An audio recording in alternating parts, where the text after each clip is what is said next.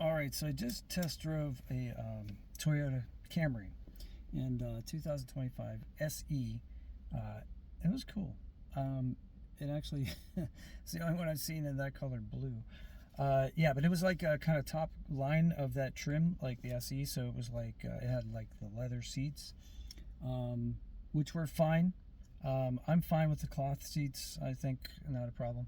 I drove a Corolla previously about 2 weeks ago, and it was very entry level.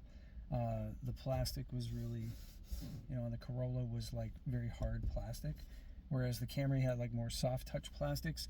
But the cloth seats in the Corolla were just fine. They were very comfortable, so like I have no problem with that. Yeah, I took it. You could definitely tell like that the Corolla that I drove was a gasoline Corolla and not a hybrid. I think they said they stopped making hybrids in Corollas. The Camrys are all hybrids, and you can feel it. Like as soon as you start the car, it's quiet, and the acceleration is immediate, which it's interesting for somebody like me who drives a stick shift right now. That it's responsive. Like you get that immediate acceleration.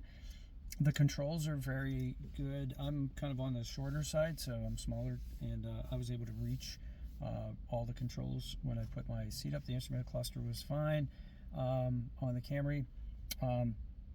The ports. Okay, so I run a dash cam, and it has like a cigarette lighter port, right? So like the standard 12V, like the big long thing. That's not underneath the dash. It's actually in like the armrest like compartment. And in the Camry, there's no like little divots or holes for like cords to come out. Whereas on the Corolla, the same thing.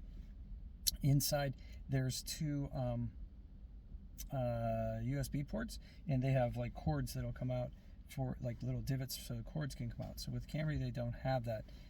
But the Camry also does have like two or three. There's a couple ports. There's 3 ports. I think 2 of them are USB and one of it's like a USB-C. I don't know. Like I'd have to look that up. But like there's 3 ports that are like right underneath like the dash. And the other thing with the Camry is that the like the controls, like for like the music and the display, that kind of thing, is integrated into the dashboard. Whereas with the Corolla, it looks like somebody just jammed an iPad right into the dashboard. So, like it's standing up, and it actually like obscures like a little bit of your view. Whereas with the Camry, it's like integrated, and you can see really well.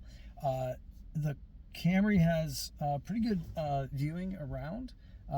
It's got a nice rear windshield that you can see. It's got a standard mirror, and no problem seeing around. The backup camera's good, but it's not a top-down camera, so you don't have that like top-down emulation that I have in like my wife's Tucson. So that's something I'd have to get used to. Parking was not a big problem. I read a lot of reviews where people said the Camrys are really wide. Yeah, they're wider than the Corolla and wider than my car, but I didn't have any real issues. Of course, I wasn't trying to do city parking or anything like that. What else can I tell you? That's about it. Oh, the SE came with heated seats, but not ventilated seats. You have to go to the XLE in order to get that. And it did come with a sunroof. It's manual. And the cover's manual, and then there's like controls for it to pop up and that sort of thing. Also, I was small, but like I felt like the Camry, like in my Scion, like there's a lot of room here. The Camry, like the roof it felt like it was right here. And also getting in and out of the Camry, like I did hit my head originally, and that's because like my seat is far forward, and the way the slope is of the Camry, like hit my head getting into it. I think I did the same thing with the Corolla, so that's on me. But that's an everyday thing. So if I'm going to be doing that all the time, like that's definitely like going to be an issue. So, but I like the Camry a lot. The model that I drove was about $40,000. It was just under $40,000, which is a lot. There's a lot of cars out there for 40 grand that are pretty awesome. But the Toyota dealerships close to my house, free car watches. They've got 2 years of like free fluids and maintenance, inspection stickers for the life of the owner of the car, and they've also got so they've got that, and then they've also got the what's the other thing? the powertrain's 5 years, 7 years for something else as well. So, you know, there's warranties and such. So anyway, yeah, that's my review of the Camry. The Camry's a nice car. I don't know if it's $40,000 nice. It's more like $33 or $35,000 nice.